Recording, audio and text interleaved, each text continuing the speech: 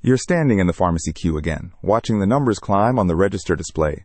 $47 for your blood pressure medication, $32 for the cholesterol tablets, another $28 for the diabetes strips. The pharmacist smiles sympathetically as you tap your card, but you're doing the mental arithmetic that keeps you awake at night. $107 this month. That's $1,284 a year just for the basics. You drive home wondering how many other retirees are bleeding money on healthcare costs because nobody told them about the Commonwealth Seniors Health Card. This is Margaret's Tuesday morning reality. At 68, she's got $420,000 sitting in her superannuation account, drawing down exactly what she needs through an account-based pension. On paper, she's doing everything right. Her financial planner set up the pension to give her $40,000 a year, which seemed reasonable when they calculated it 3 years ago. The house is paid off, she's got her little Honda Civic running perfectly, and she even manages a holiday to visit her daughter in Brisbane twice a year. But those pharmacy visits are slowly strangling her budget. Margaret worked as a high school principal for 32 years, contributed faithfully to her super, never took handouts from anyone. She raised 2 kids on her own after David left when the youngest was still in primary school. Independence isn't just her preference, it's her identity. The idea that she might qualify for government assistance feels fundamentally wrong to her. She's not poor. She's not struggling. She's just watching her carefully planned retirement income get devoured by prescription costs that seem to increase every time she walks through those automatic glass doors.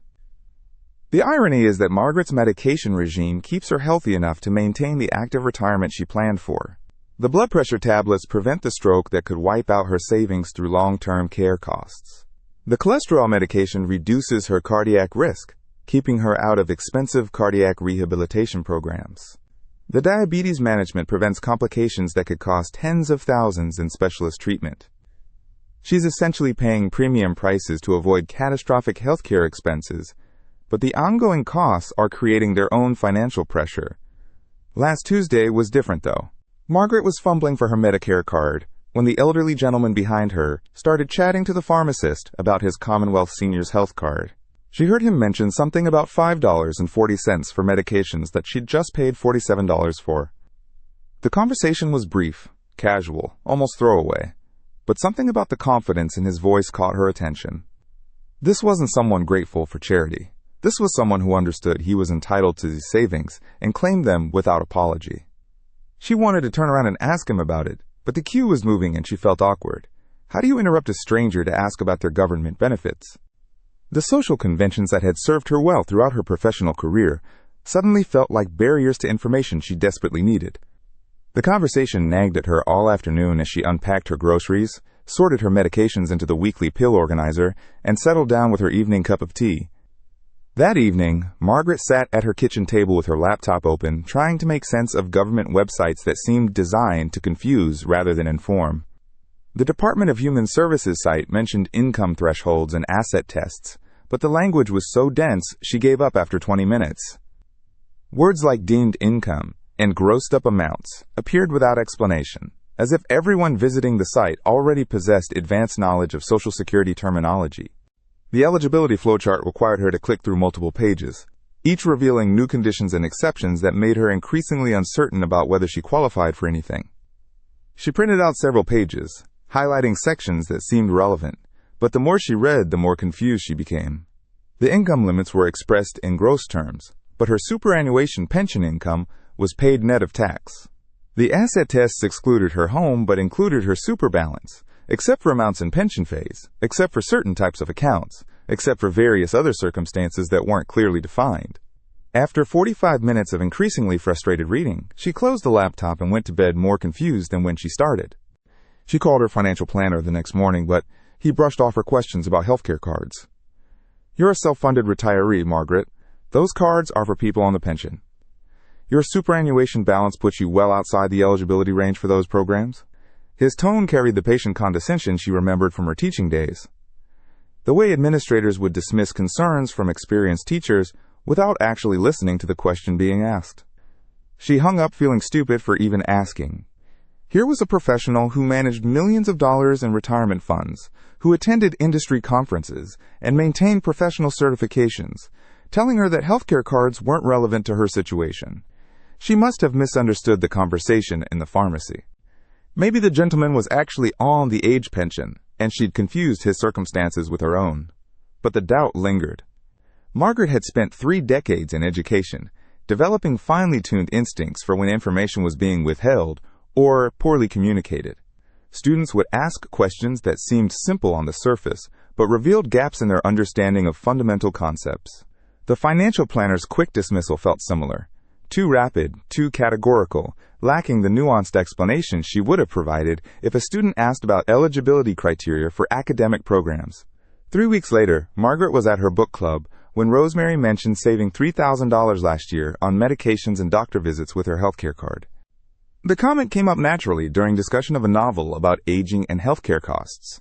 Several members had shared their own experiences with rising medical expenses, and Rosemary's mention of substantial savings caught everyone's attention. "But I thought you were on the age pension," Margaret said, genuinely puzzled. She knew Rosemary lived in a similar house in the same suburb, drove a newer car, and took more elaborate holidays. Nothing about Rosemary's lifestyle suggested financial hardship or pension dependency. Rosemary laughed, a sound that carried no embarrassment or defensiveness. "No, love. I've got more super than you do. It's the Commonwealth Seniors Health Card. Completely different thing. Took me 15 minutes to apply online once I understood the income limits. My daughter helped me figure out the forms. She works in aged care and sees this stuff all the time. Turns out I'd been eligible for years, but nobody ever told me." The revelation hit Margaret like a physical blow. Not just the financial information, but the casual way Rosemary discussed it. This wasn't someone who felt diminished by accessing government benefits. She felt smart for claiming entitlements she'd earned through decades of work and tax payments. The healthcare card wasn't charity, it was part of the retirement system she'd contributed to throughout her working life. That night, Margaret couldn't sleep. She lay in bed calculating how much she'd spent on healthcare in the past 2 years. The regular prescriptions, the specialist appointments, the blood tests, the eye checkups, the unexpected dental work last spring, the physiotherapy sessions after her fall in the garden. The numbers kept climbing in her head. Close to $8,000 over 2 years. Money that could have stayed in her account-based pension. Compounding, extending how long her retirement savings would last. Money that could have paid for those Brisbane flights to see her granddaughter without the guilt of watching her balance decrease. She started thinking about compounding in reverse. Not how money grows when left invested, but how much her retirement security eroded with every unnecessary healthcare payment. $8,000 over 2 years represented nearly 6 months of her planned retirement income. If healthcare costs continued rising as they had been, she might need to reduce her drawdown rate, or consider returning to part-time work just to maintain her current standard of living. The frustration wasn't just about the money. It was about being invisible. Margaret had worked in education long enough to recognize when information was being withheld or poorly communicated. Someone, somewhere, had decided that people like her didn't need to know about these healthcare savings. Maybe because she wasn't classified as disadvantaged. Maybe because she had superannuation. Maybe because the system assumes that if you're not on a government pension, you don't need government help. But the more she thought about it, the more deliberate the information gap seemed. Her financial planner focused exclusively on superannuation optimization and tax minimization, areas that generated ongoing advisory fees and justified his professional expertise. Healthcare card eligibility didn't require ongoing management or generate recurring revenue. There was no financial incentive for him to research, understand, or communicate these benefits to clients who could benefit from them. The system seemed designed to create confusion rather than clarity. Professional advisors who understood investment strategies and tax law remained ignorant of Social Security benefits that could deliver equivalent financial value. Government websites buried practical information under layers of bureaucratic language that deterred rather than encouraged eligible applications. Even the terminology created barriers. Commonwealth Seniors Health Card sounded like a program for people more senior, more in need, more dependent than someone like Margaret. Here's what Margaret's financial planner didn't understand, and what most retirement advice completely ignores. The Australian healthcare system operates on a 2-tiered pricing structure that has nothing to do with your total wealth and everything to do with how your income is calculated for government benefit purposes. This isn't about being poor enough to qualify for charity. It's about understanding that the Social Security Act 1991, specifically sections 1061U to 1061ZB, creates a parallel healthcare pricing system that most self-funded retirees never access because nobody explains the eligibility criteria properly. The legislative framework reveals the intent behind healthcare card design. When Parliament drafted these provisions, they recognized that Australia's retirement income system would create specific groups who needed healthcare cost assistance despite having substantial assets. The three-pillar retirement system, age pension, superannuation, and private savings, inevitably produces retirees who have too much wealth to qualify for full pension benefits, but insufficient ongoing income to absorb healthcare costs that increase faster than inflation. The Commonwealth Seniors Health Card, introduced in 1994 and expanded significantly in 2014, exists specifically for people who don't qualify for the age pension but still need healthcare cost relief.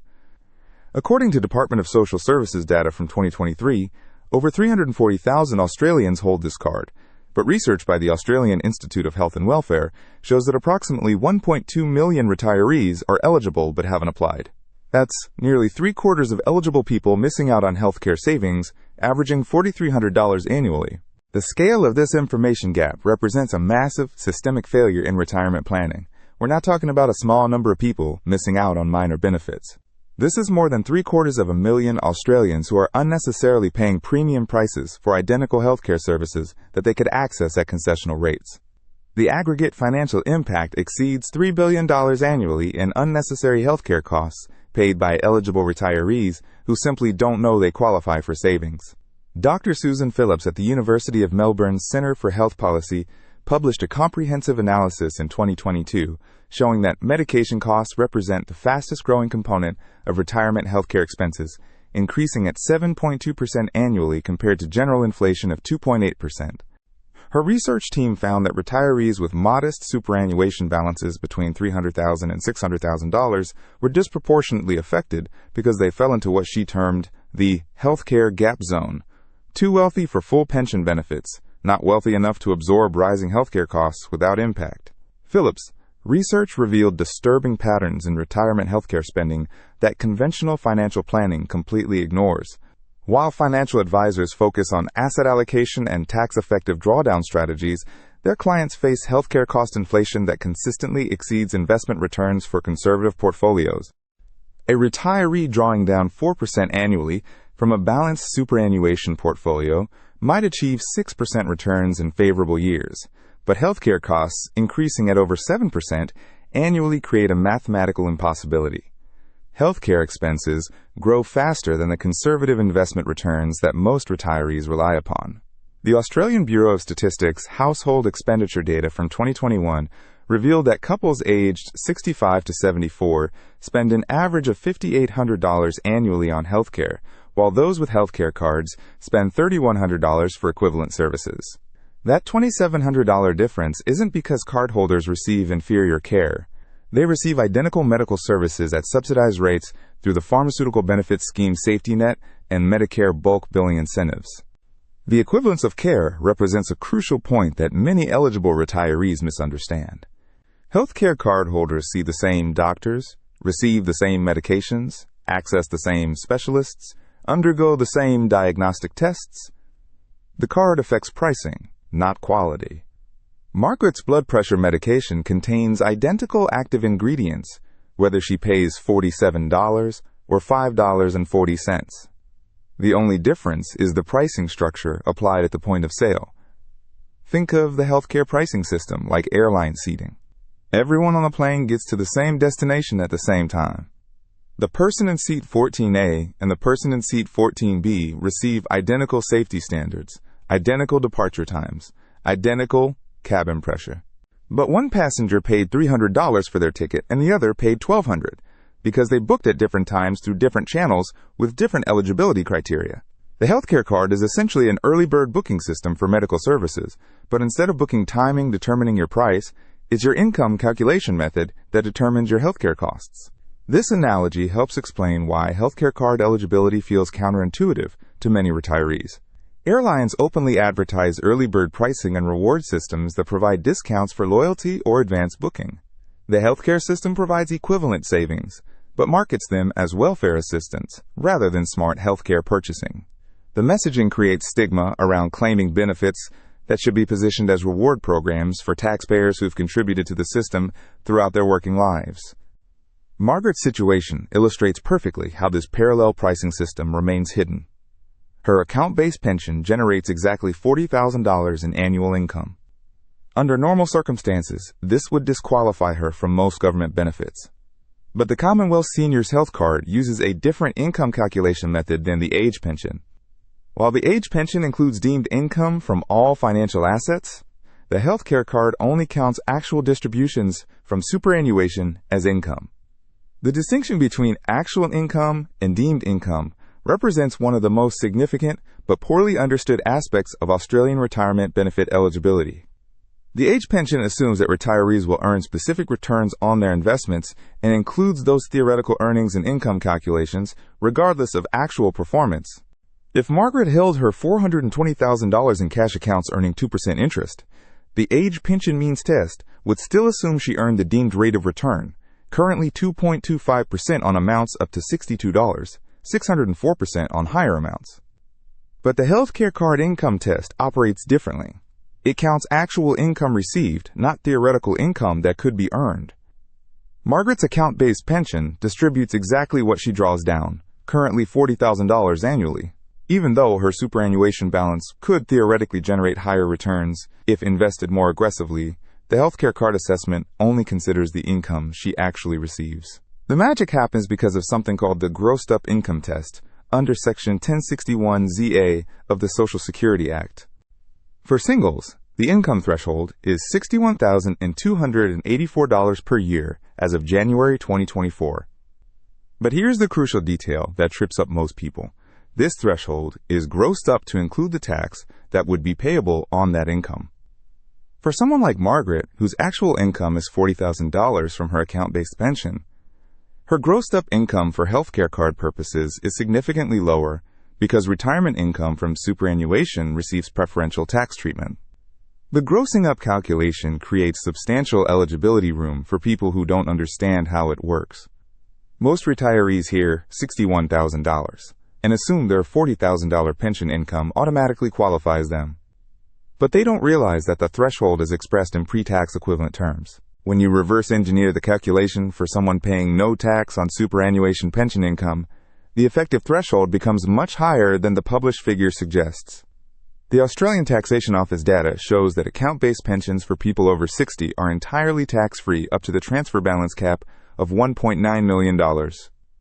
This means Margaret's $40,000 income doesn't attract any income tax, so there's no gross-up factor applied. Her income for healthcare card assessment purposes remains at exactly $40,000, well below the threshold. But if she received the same $40,000 from employment, dividends, or interest, the grossed-up calculation would include the tax payable on that income, potentially pushing her over the eligibility limit. This creates a perverse incentive structure, where identical income amounts result in different healthcare card eligibility depending on the source of that income. Retirees who structured their retirement around tax-effective superannuation pensions gain not only tax advantages, but also healthcare card eligibility that provides additional thousands of dollars in annual savings. Meanwhile, retirees who relied on other investment structures might find themselves ineligible for healthcare savings despite having similar or lower actual incomes. But the complexity doesn't end with income calculations. The asset test for the Commonwealth Seniors Health Card operates independently of the income test, creating another layer of eligibility that most people don't understand. Singles can hold assets worth up to $609,250, excluding their primary residence. For couples, that limit increases to $915,500. Margaret's $420,000 superannuation balance sits comfortably within these limits. Add her modest share portfolio worth about $80,000, her household contents valued at perhaps $30,000, and her total assessable assets reach $530,000, still well within the single-person threshold.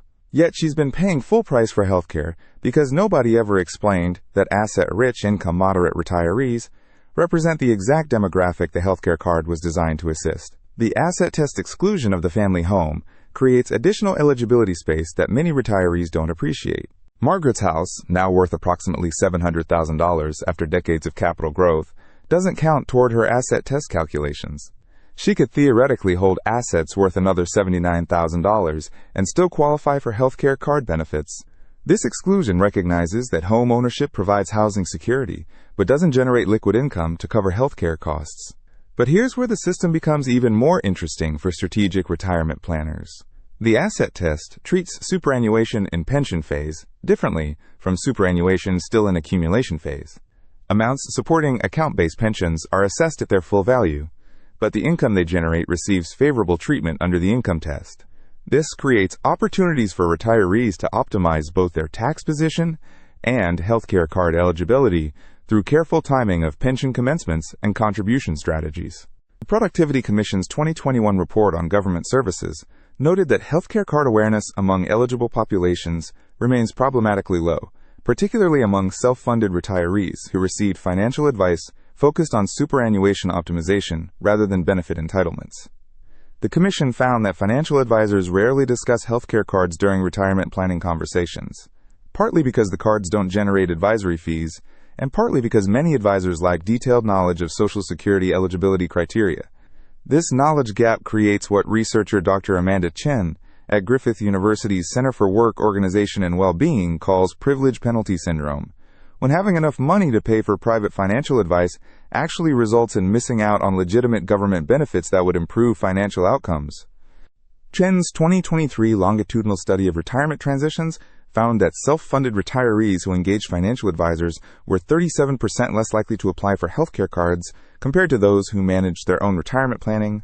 The study revealed disturbing patterns in professional retirement advice that prioritize revenue-generating strategies over client welfare optimization. Financial advisors earn ongoing fees from superannuation management, portfolio construction, and periodic reviews. Healthcare card applications generate no revenue and require advisors to develop expertise in Social Security law that falls outside their core competencies. The result is systematic underservice in areas that could deliver substantial client benefits but don't align with advisory business models. Chen's research also identified cultural factors within the financial advisory industry that discourage consideration of government benefits. Many advisors position themselves as helping clients achieve independence from government assistance, creating professional identity conflicts around recommending strategies that rely on government programs. This positioning appeals to clients who value self-sufficiency, but ultimately disadvantages those clients when they miss opportunities for legitimate savings.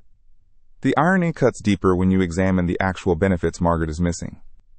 The Pharmaceutical Benefits Scheme safety net for healthcare card holders caps prescription costs at $5.40 per item after a family reaches $477.60 in annual PBS costs. For general patients without cards, that same safety net doesn't activate until they've spent $1,711.20 annually. Margaret would hit the healthcare card safety net threshold by March each year and spend the remaining 9 months paying concessional rates for everything. The safety net calculation reveals just how dramatically healthcare card eligibility affects annual medication costs. Margaret's current prescription regime costs approximately $1,800 annually before any safety net benefits. As a general patient, she needs to spend $1,700 before accessing safety net pricing for the remaining medications. Her total annual saving from the general patient safety net might reach $200 in a typical year. With a healthcare card, she hits the concessional safety net after spending less than $500, then pays $5.40 per prescription for the remainder of the year. Her annual prescription costs would stabilize at around $400 regardless of how many medications she requires. The difference between $400 with a healthcare card and $1,800 without one represents $1,400 in annual savings just from prescription medications. But prescriptions represent just the beginning of healthcare card benefits. Bulk billing rates for general practitioner visits are significantly higher for healthcare card holders because the Medicare rebate structure provides financial incentives for doctors to bulk bill concession card patients. Australian Institute of Health and Welfare data from 2023 shows bulk billing rates of 83% for healthcare card holders compared to 68% for private patients. This 15 percentage point difference in bulk billing rates translates to substantial out-of-pocket cost variations for routine healthcare. Margaret currently pays gap fees for about half of her GP visits, averaging $25 per visit after Medicare rebates. With 8 GP visits annually, she spends approximately $100 on gap fees. Healthcare card holders with similar visit patterns would likely encounter gap fees on only 1 or 2 visits annually, reducing average out-of-pocket costs to perhaps $25 total. The math becomes compelling quickly. Margaret's current healthcare spending pattern includes 4 prescription medications collected monthly, averaging $38 per item. That's $152 monthly, or $1,824 annually just for regular medications. With a healthcare card, those same medications would cost $5.40 each after hitting the safety net threshold, reducing your annual prescription costs to about $320. The saving, $1,500 per year on medications alone. Add the increased likelihood of bulk billed GP visits. Margaret sees her doctor approximately 8 times per year for routine monitoring and minor issues. Without bulk billing, these visits average $45 each after the Medicare rebate, costing her $360 annually. With healthcare card bulk billing rates, that cost drops to perhaps $50 annually, another $300 annual saving. Specialist appointments follow similar patterns.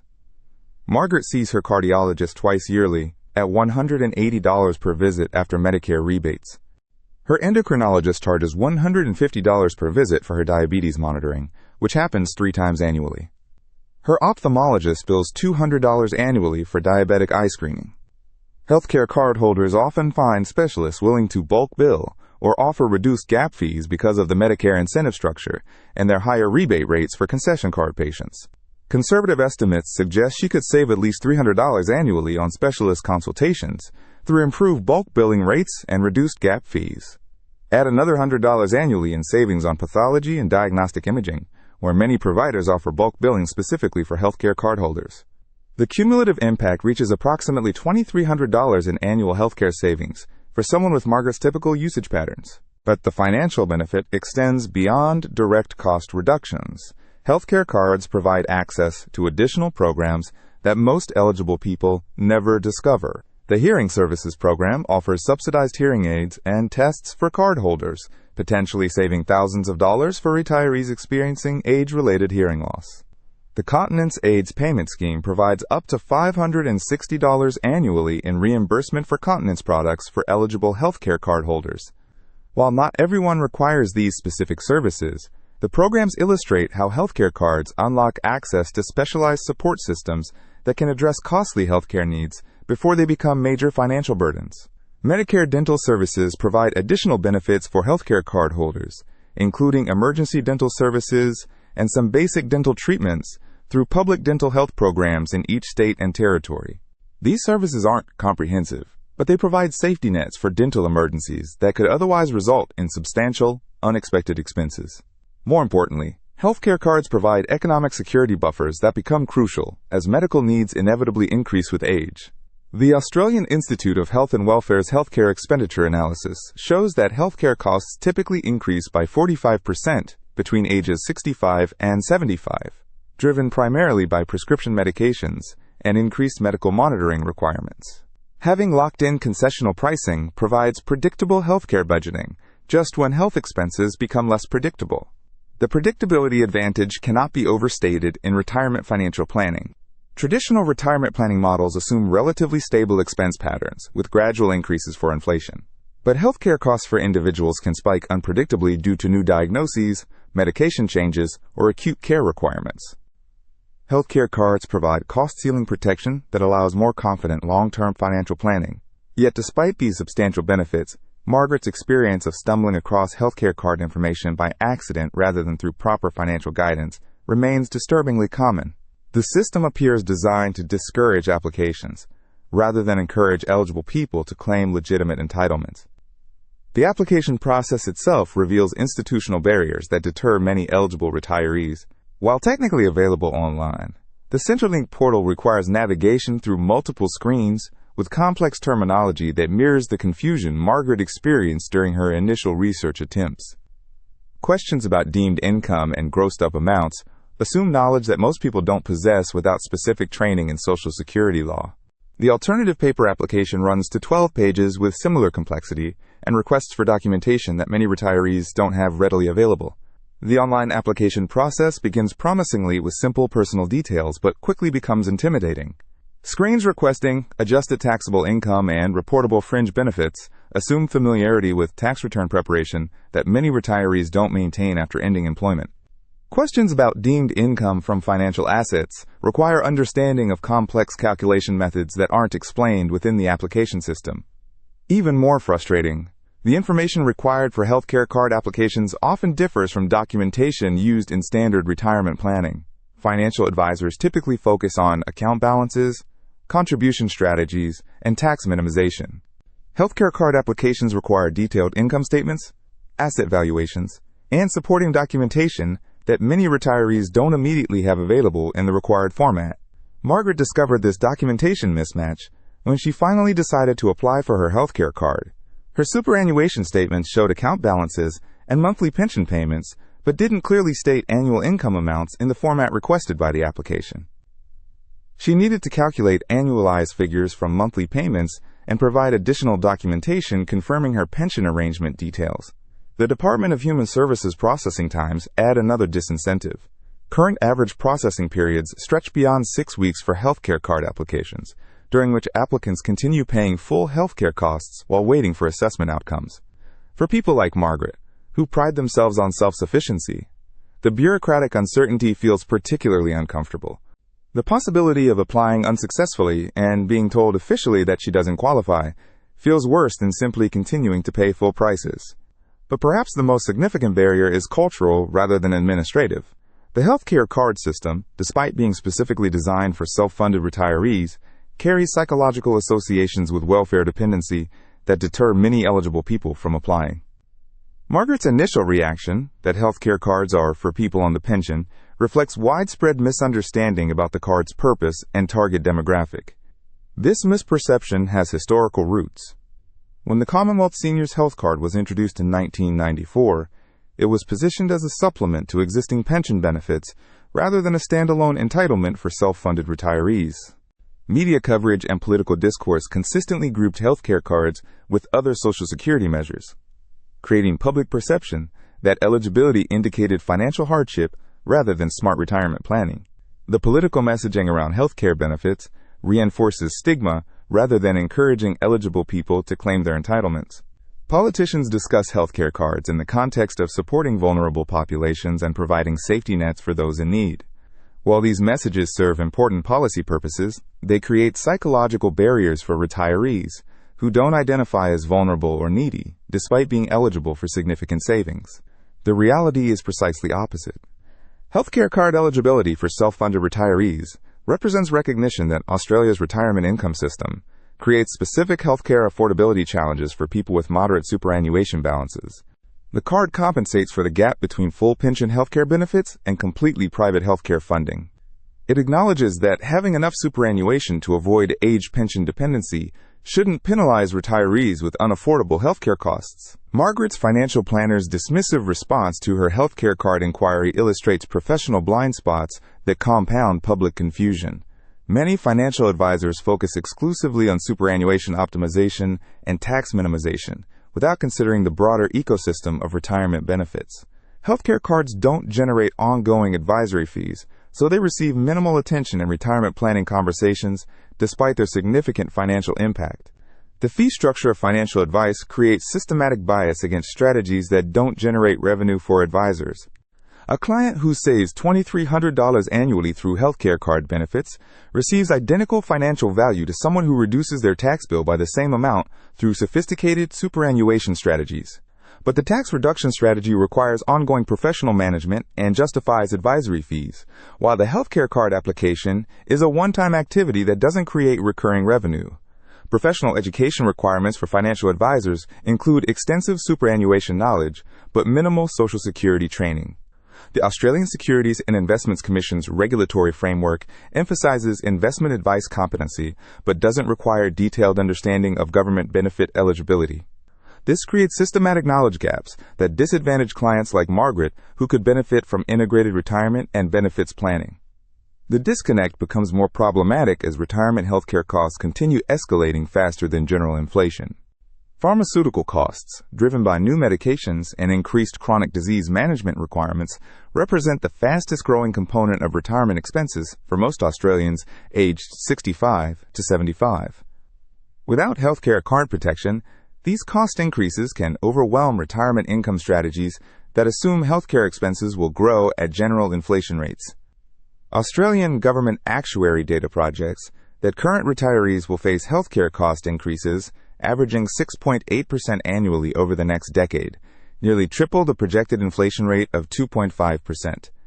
For someone like Margaret, This trajectory transforms her current $1,800 annual prescription costs into potentially $3,500 by age 78. Healthcare card protection becomes increasingly valuable as the gap between concessional and private pricing widens with each annual PBS price adjustment. The compounding effect of healthcare cost inflation without concessional protection creates retirement planning nightmares that most financial models don't account for. Traditional retirement calculators assume expense inflation at general consumer price index rates, but healthcare typically inflates much faster. A retiree who plans for 4% annual expense growth might face 7% healthcare cost increases that gradually consume larger portions of their retirement income. Yet the information vacuum persists. Margaret's accidental discovery through casual book club conversation represents the primary pathway through which most eligible retirees learn about healthcare cards. Word-of-mouth networks carry information that professional advice channels fail to deliver. This creates randomized access to legitimate entitlements based on social connections rather than systematic financial planning. The consequences extend beyond individual financial impact. Australia's healthcare system relies on appropriate utilization of concessional programs to manage overall cost pressures. When eligible people avoid claiming healthcare cards due to information barriers or cultural stigma, they contribute to system inefficiencies that ultimately affect everyone through higher Medicare levies and increased private health insurance premiums. The systemic impact becomes clear when you multiply Margaret's situation across the estimated 850,000 eligible retirees who haven't applied for healthcare cards. If each of them is unnecessarily spending an average of $2,300 annually on healthcare costs they could access at concessional rates, the aggregate economic impact exceeds $2 billion annually. This represents purchasing power removed from the retirement income system and transferred to healthcare providers who receive full private payments instead of subsidized rates. Margaret's story represents a broader pattern of retirement planning that optimizes tax outcomes while ignoring benefit entitlements that could deliver equivalent or superior financial results. The focus on superannuation accumulation and drawdown strategies overshadows equally important consideration of how government programs interact with retirement income streams to maximize purchasing power. But recognizing the pattern is just the first step. Margaret still faces the challenge of navigating application processes that seem designed to discourage rather than facilitate legitimate claims. Her experience illustrates how institutional complexity serves as an invisible tax on people who qualify for assistance but can't decode bureaucratic requirements without professional help that most financial advisors don't provide. The question that kept Margaret awake wasn't really about money. It was about control. After decades of careful financial management, retirement planning, and responsible decision-making, she discovered that crucial information about legitimate entitlements had been withheld from her through systematic professional and institutional gaps. She wasn't angry about the healthcare costs themselves. She was furious about paying them unnecessarily while eligible for substantial savings that nobody bothered to explain.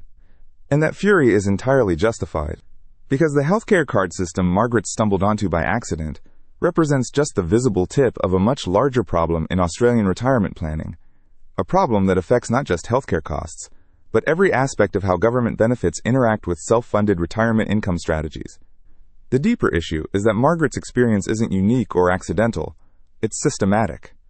The retirement advice industry profits from complexity and ongoing management fees, creating financial incentives to focus on strategies that require professional oversight rather than one-time applications for government benefits. The result is comprehensive advice about tax-effective superannuation drawdowns combined with complete ignorance about healthcare savings that could deliver equivalent financial benefits. Until retirees understand why this information gap exists and who benefits from maintaining it, they'll continue missing thousands of dollars in legitimate savings while paying premium prices for services they could access at concessional rates. The system works exactly as designed, not to maximize retirement security for ordinary Australians, but to maximize revenue for the professionals who control access to retirement planning information. The question you need to ask yourself right now is this: if you're paying full price for healthcare, while potentially eligible for savings averaging over $4,000 annually, what other retirement benefits are you missing because nobody's bothered to explain the eligibility criteria properly? And more importantly, who's profiting from your ignorance while you continue paying prices that government programs were specifically designed to reduce for people in your exact situation? The healthcare card system Margaret discovered represents something far more sinister than simple bureaucratic oversight. What she encountered is a deliberately maintained information asymmetry that generates billions in revenue for industries that profit from keeping retirees confused about their legitimate entitlements. The complexity isn't accidental, it's architectural. Dr. Rachel Worthington at the Australian National University's Crawford School of Public Policy published groundbreaking research in 2023 examining what she calls institutional knowledge hoarding in retirement services. Her analysis of 847 financial advisory practices found that fewer than 12% of advisors maintained current knowledge of healthcare card eligibility criteria, despite 73% of their clients potentially qualifying for benefits. More disturbing, when Worthington's research team conducted mystery shopping exercises, advisors actively discouraged healthcare card inquiries in 64% of interactions, claiming the cards were irrelevant to self-funded retirees. The discouragement patterns weren't random. Worthington identified systematic bias, where advisors earning higher fees from superannuation management were most likely to dismiss healthcare card benefits as insignificant compared to portfolio optimization strategies. The research revealed conversations where advisors claimed healthcare savings of $3,000 annually were less valuable than tax reductions of identical amounts because healthcare benefits don't compound over time like investment returns. This reasoning exposes the mathematical illiteracy underlying much retirement advice. A dollar saved on healthcare costs provides identical purchasing power to a dollar gained through investment returns. The healthcare saving actually provides superior certainty because it's guaranteed annually regardless of market conditions, while investment returns fluctuate unpredictably. Yet advisors consistently framed guaranteed savings as inferior to potential gains that might never materialize. The institutional incentives create what economist Dr. James Morrison at Deakin University's Center for Financial Services Innovation terms advice capture, when professional guidance serves industry revenue requirements rather than client welfare. Morrison's 2024 analysis of retirement advice profitability found that healthcare card applications generate zero ongoing fees, while superannuation management produces average annual revenue of $2,847 per client. The fee differential creates systematic bias against strategies that maximize client outcomes but don't generate professional revenue. Morrison's research revealed disturbing patterns where advisors would spend hours explaining complex contribution strategies that might save clients hundreds of dollars in tax while completely ignoring healthcare card benefits worth thousands annually. The time allocation reflected revenue potential rather than client benefit magnitude. Strategies generating ongoing fees received detailed attention, while one-time applications for government benefits were dismissed or ignored entirely. The institutional bias operates at multiple levels throughout the advisory ecosystem. Junior advisors receive training in superannuation legislation, insurance product features, and investment portfolio construction, but no education in government benefit systems. Senior partners focus on client relationships that generate substantial ongoing fees rather than comprehensive benefit optimization that provides one-time value. The professional development requirements mandated by the Australian Securities and Investments Commission emphasize technical knowledge that supports revenue-generating activities while ignoring client welfare optimization that doesn't justify ongoing charges. This creates perverse incentives where advisors develop genuine expertise in areas that benefit their business models while remaining systematically ignorant about strategies that could provide equivalent or superior client outcomes without generating professional fees. The result is advice that appears comprehensive and professional while systematically ignoring significant opportunities for client benefit optimization. But the institutional bias extends beyond individual advisors into the structure of professional education and industry regulation.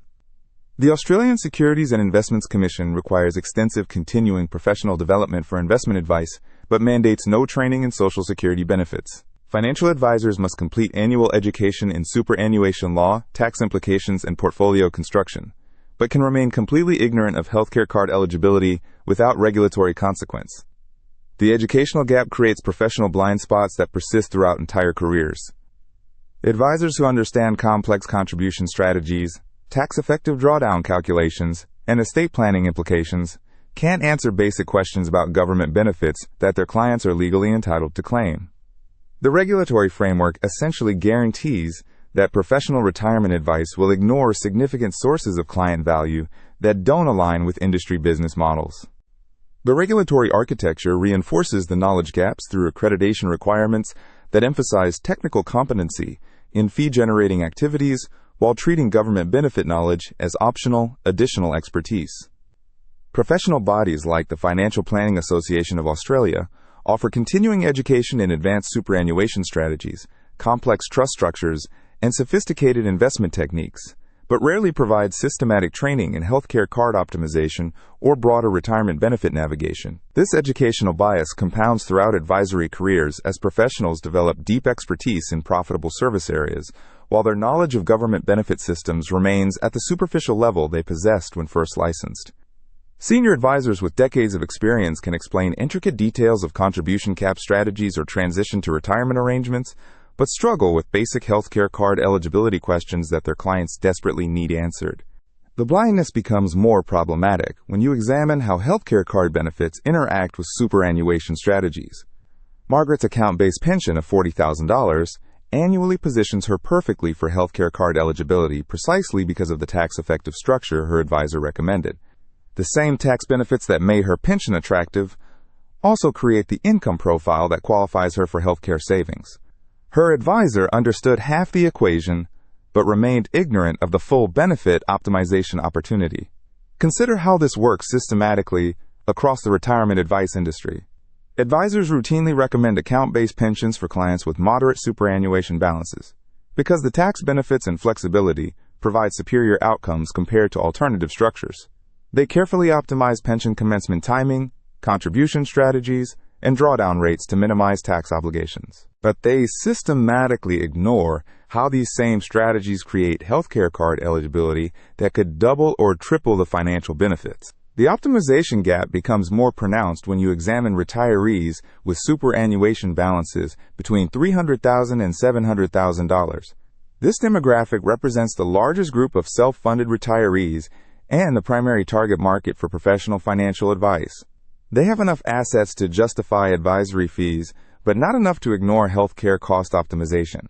Yet conventional retirement planning focuses exclusively on the asset management side, while completely missing the benefit entitlement opportunities. The systematic oversight creates situations where advisors recommend strategies that accidentally optimize healthcare card eligibility while remaining completely unaware of the benefits they've created for their clients.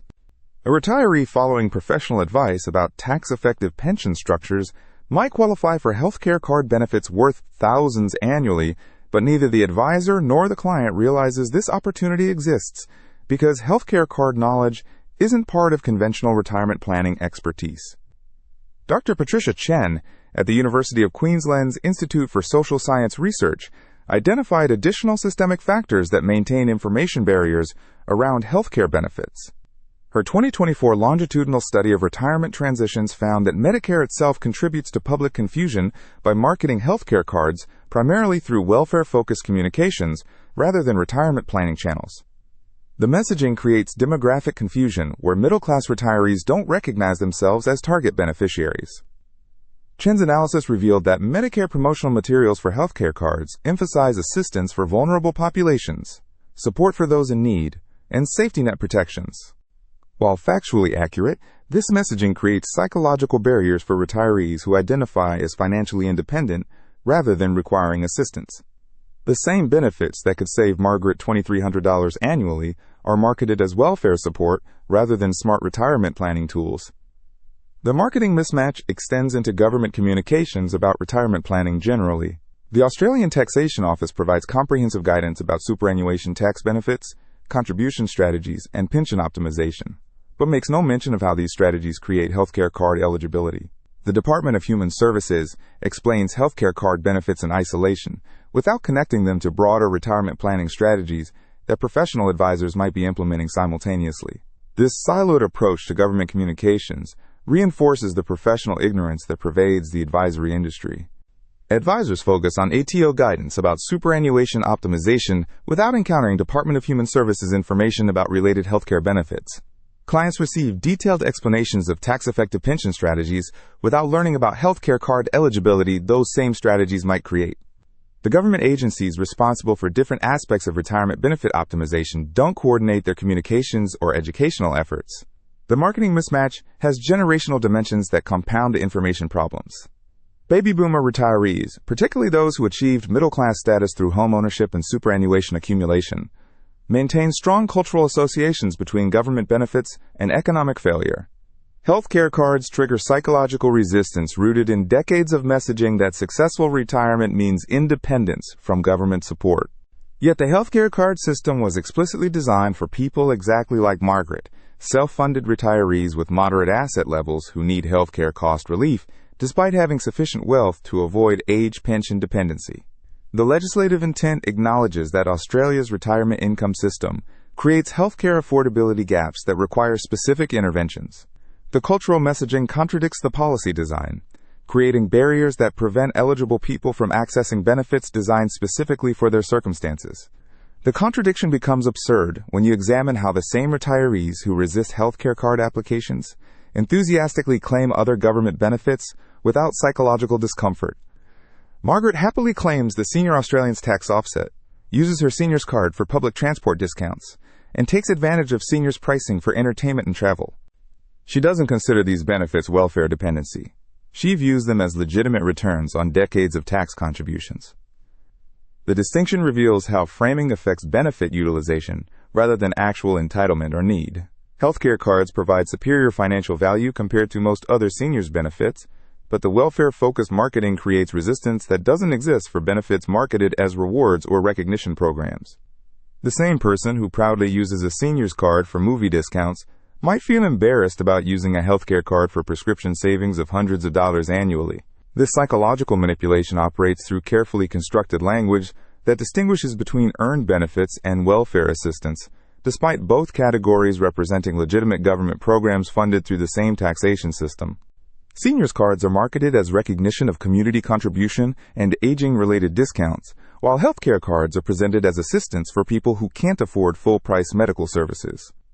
The functional difference is minimal, but the psychological impact is enormous. The cultural resistance has deeper roots in Australian political discourse about welfare dependency and personal responsibility. Decades of political messaging have created associations between government benefit receipt and personal failure, economic incompetence, or social parasitism. These associations persist even when people qualify for programs explicitly designed for their demographic circumstances rather than their economic failures. Margaret's generation grew up during political eras, when self-reliance was emphasized as a core cultural value and government assistance was stigmatized as dependency. These values remain psychologically powerful even when the practical circumstances of retirement make government benefits both appropriate and necessary for optimal financial outcomes. The result is people paying substantially more for healthcare than required because claiming legitimate discounts conflicts with their cultural identity as self-reliant individuals. This psychological manipulation serves specific industry interests. Healthcare providers, pharmaceutical companies, and related businesses benefit when eligible people avoid claiming concessional pricing. Every healthcare card holder who pays full price instead of subsidized rates represents additional revenue for providers, without corresponding increases in service delivery costs. The patient receives identical treatment but pays premium pricing because they don't understand their entitlement to discounted rates. The scale of this revenue transfer from eligible retirees to healthcare providers represents one of the largest wealth redistribution mechanisms in the Australian economy that operates completely outside public awareness. When 850,000 eligible people avoid claiming healthcare cards worth average annual savings of $2,300 each, they transfer nearly $2 billion annually from retirement savings to healthcare industry profits. This occurs without any improvement in service quality or access. It's pure pricing arbitrage based on information asymmetry. The healthcare industry has significant financial incentives to maintain the information barriers that prevent eligible people from claiming concessional pricing. Every person who pays full price instead of healthcare card rates increases industry revenue without requiring additional service delivery. From the provider perspective, patients who don't understand their benefit entitlements represent premium pricing opportunities that improve profit margins substantially. Consider how this works systematically across different healthcare sectors. Pharmaceutical manufacturers benefit when people pay full pharmaceutical benefit scheme prices instead of healthcare card concessional rates. The medications are identical, but the pricing difference represents pure additional revenue extracted from people who don't understand their legitimate entitlement to lower prices. General practitioners benefit when patients pay gap fees instead of receiving bulk billing services that healthcare card eligibility would provide. Specialists earn additional revenue from gap fees that healthcare card concessions might eliminate. The cumulative effect creates a hidden subsidy where retirement savings transfer to healthcare industry profits through information asymmetry rather than service value. Retirees pay premium prices for standard services because they don't realize their entitlement to concessional rates, effectively subsidizing healthcare providers who deliver identical services to other patients for substantially lower government-subsidized fees. Margaret's turning point came not through systematic financial planning or professional advice, but through a chance encounter that revealed just how badly she'd been served by the retirement planning industry. After the book club conversation with Rosemary, she decided to conduct her own investigation into healthcare card eligibility, determined to understand why her financial advisor had been so dismissive of potential savings worth thousands of dollars annually. She started by calling the Department of Human Services directly, reasoning that government employees would provide accurate information about government programs. The initial call was frustrating. She waited 37 minutes on hold before reaching someone who could answer basic questions about healthcare card eligibility. But the conversation that followed changed her entire perspective on retirement planning and professional financial advice. The Centrelink officer, Janet, walked Margaret through the basic eligibility criteria with patience and clarity that contrasted sharply with the confusing government websites. Within 15 minutes, Janet confirmed that Margaret's income and assets positioned her well within healthcare card eligibility ranges. More importantly, Janet explained that healthcare cards were specifically designed for people in Margaret's situation, self-funded retirees who needed healthcare cost relief, despite having superannuation assets. The card exists because Parliament recognized that having enough super to avoid the age pension shouldn't mean you can't afford health care, Janet explained. You've paid taxes your whole career. You've contributed to Medicare through the levy system. These benefits are part of what you've already paid for through the tax system. You're not taking charity, you're claiming entitlements you've earned. The framing completely reoriented Margaret's thinking about government benefits. Instead of welfare assistance, healthcare cards represented returns on decades of tax contributions. Instead of dependence, they provided recognition that retirement healthcare costs require specific support regardless of asset levels. Instead of charity, they offered access to pricing structures that acknowledged retiree income constraints even when asset levels appeared substantial. Janet's explanation included historical context that Margaret had never encountered in any financial planning discussion. The Commonwealth Seniors Health Card was created in 1994 specifically to address healthcare affordability issues for self-funded retirees who had sufficient assets to avoid age pension eligibility but still faced retirement income constraints that made full-price healthcare financially challenging. The program recognized that successful superannuation accumulation shouldn't create healthcare access barriers. The original legislative intent addressed exactly the situation that financial advisors like Margaret's systematically ignore. Parliament acknowledged that people could achieve retirement financial independence through superannuation while still needing healthcare cost assistance. The healthcare card program was designed to bridge this gap without requiring people to spend down their retirement assets to qualify for means-tested age pension benefits that included automatic healthcare concessions. But Janet also explained why the healthcare card system operates with such complexity and administrative barriers. The program was designed during political negotiations that required balancing support for middle-class retirees with concerns about expanding welfare eligibility to people with substantial assets. The result was a benefit structure that provides genuine value but requires extensive documentation and assessment processes that discourage casual applications. The system assumes you really need the benefits if you're willing to go through all the paperwork, Janet admitted. Most people who don't really need healthcare cost relief won't bother with the application process. But for people in your situation, the annual savings make the administrative effort worthwhile. The conversation revealed that Margaret's situation was extremely common among healthcare card applicants. Most successful applicants were self-funded retirees with moderate superannuation balances who had never considered themselves welfare recipients but needed healthcare cost relief to maintain retirement financial security. The typical profile matched Margaret's circumstances almost exactly. Homeowners with superannuation assets between $300,000 and $600,000 who had professional backgrounds but faced rising healthcare costs that challenged their retirement budgets. But Margaret's first application attempt failed spectacularly, illustrating exactly why so many eligible retirees give up before successfully claiming their entitlements. She approached the online application with confidence after her conversation with Janet, expecting a straightforward process that would confirm her obvious eligibility. Instead, she encountered a bureaucratic maze designed to discourage applications rather than facilitate legitimate claims. The online portal required creation of a MyGov account, which involved identity verification processes that took 3 separate attempts over 2 weeks.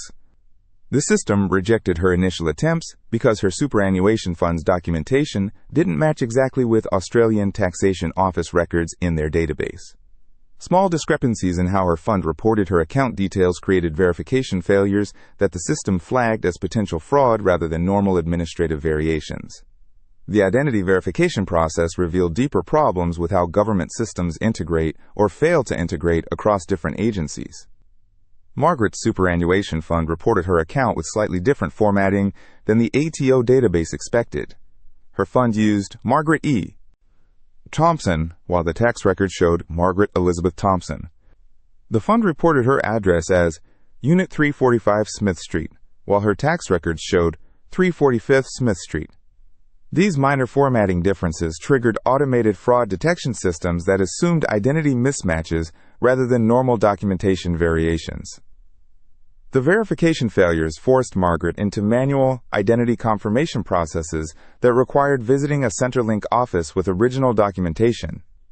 She needed to provide birth certificates, passport details, and utility bills to prove she was who she claimed to be. Despite having filed tax returns and managed superannuation accounts under the same identity for decades, the system treated her as a potential fraudster rather than a legitimate applicant with minor documentation formatting issues. Once she finally gained access to the healthcare card application, the complexity multiplied. Questions about adjusted taxable income assumed knowledge of tax return preparation that Margaret hadn't maintained since retiring. She needed to calculate grossed-up income using formulas that weren't explained in the application system. Requests for deemed income from financial assets required understanding of complex assessment methods that differed from anything she'd encountered in normal financial planning.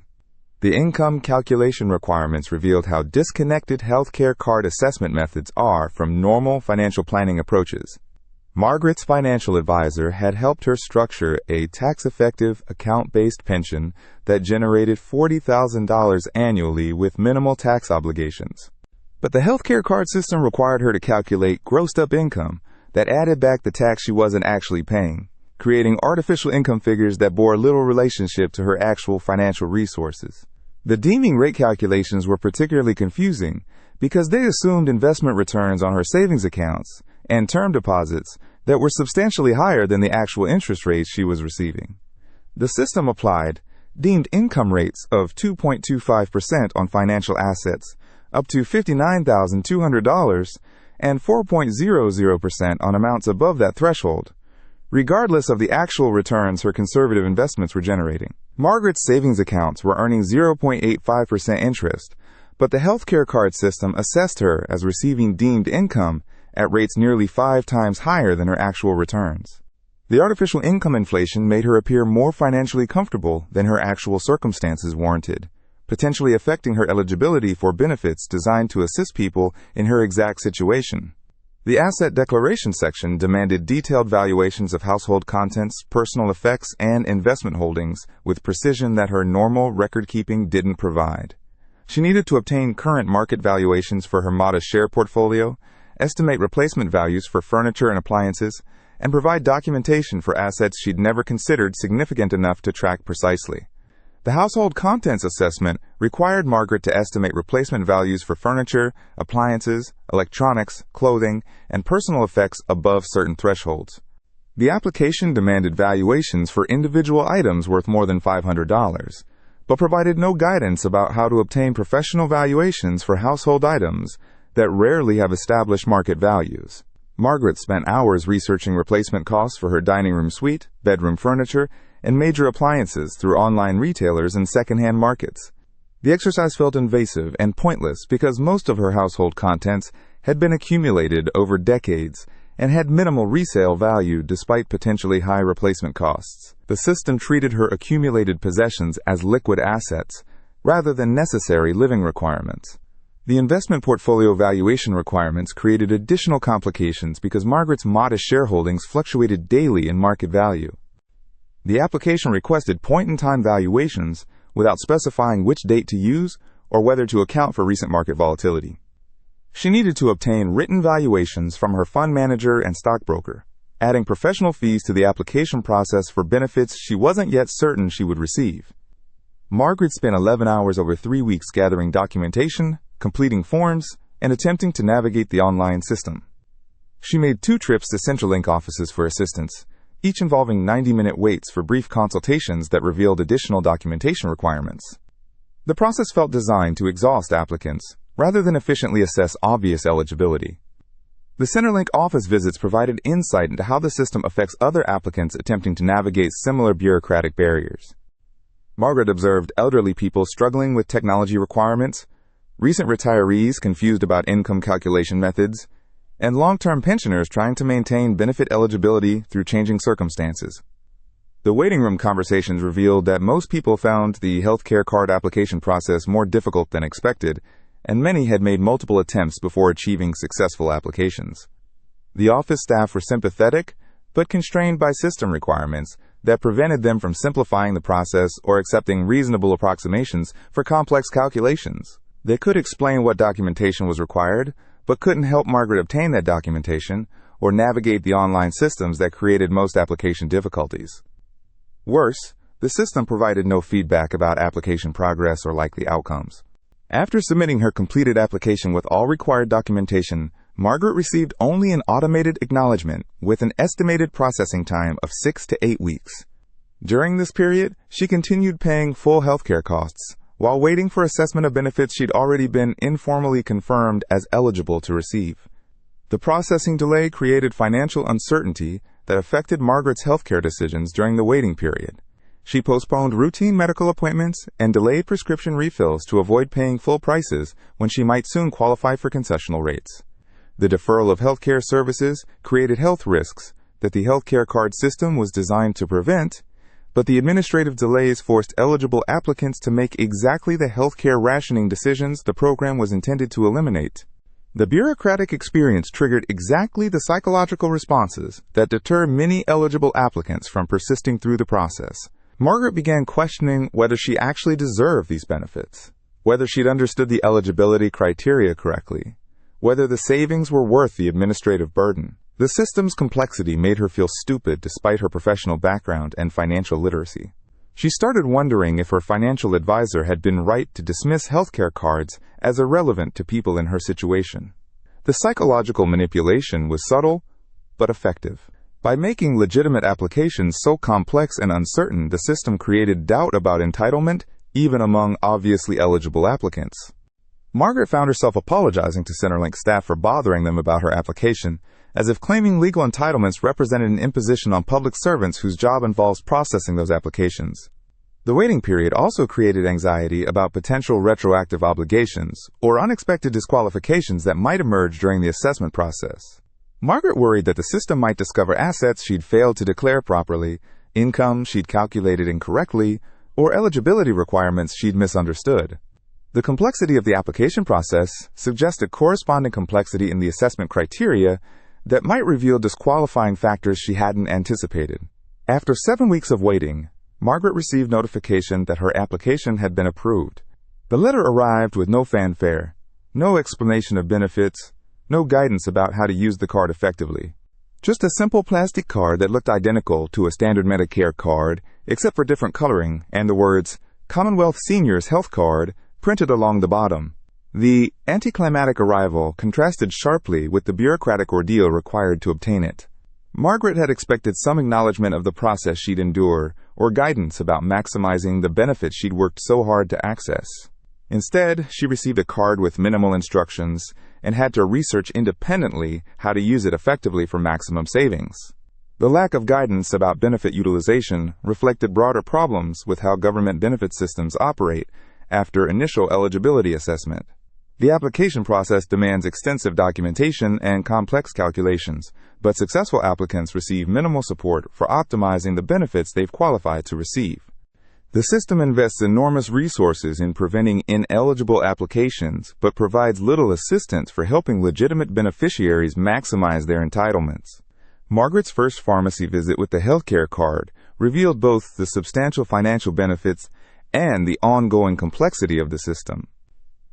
Margaret presented her card with some embarrassment, still feeling uncertain about whether she truly deserved concessional pricing despite official approval. The pharmacist processed her prescriptions efficiently, charging $5.40 per item instead of the $38 she'd been paying previously. The immediate saving of over $100 for her monthly prescriptions provided tangible proof of the benefit value.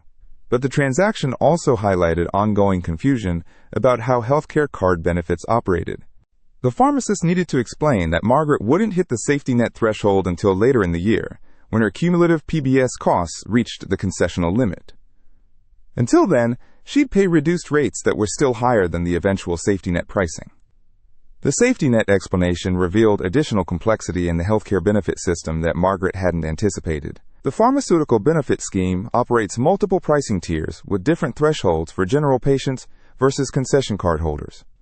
Margaret would pay $5.40 per prescription until her cumulative annual spending reached $477.60, after which all PBS medications would cost $5.40 regardless of their normal retail price.